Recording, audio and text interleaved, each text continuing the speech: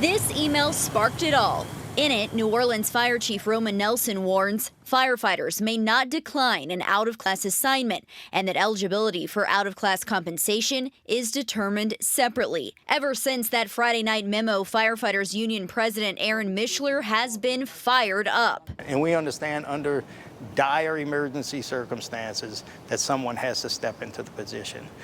But what we're looking at now is they're planning ahead to force people to do this, whether they like it or not. The union says firefighters commonly volunteer for higher level duties for extra pay, but mandating those responsibilities without guaranteed compensation rang alarm bells.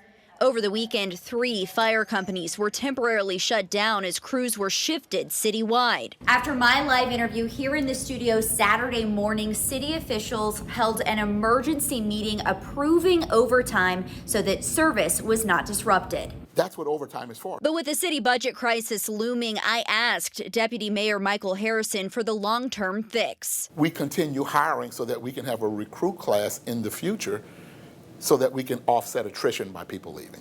Mishler estimates the department is short 75 to 100 firefighters and has reached out to City Hall repeatedly about the shortage. It just seems like it falls on deaf ears. City officials initially linked the weekend closures to an alleged sick-out protest, an assertion the union strongly denies. That's a normal day. You know, you have 13 people that pulled up sick, less than 2% of your workforce pulled up sick.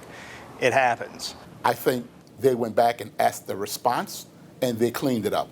Mishler says the overtime Band-Aid is already failing, reporting that 3 firefighters were forced to work uncompensated out-of-class roles on Tuesday alone. While he warns that response times could slow if untrained crews are forced into high-stakes driving and operational roles, both sides urge residents not to panic. Fire service is running. In New Orleans, Lily Cummings, WWL Louisiana. Union leaders say they still want to sit down with City Hall to set up promotional training classes rather than forcing unqualified personnel to take an unpaid liability. We'll continue to keep you updated on those negotiations as they develop.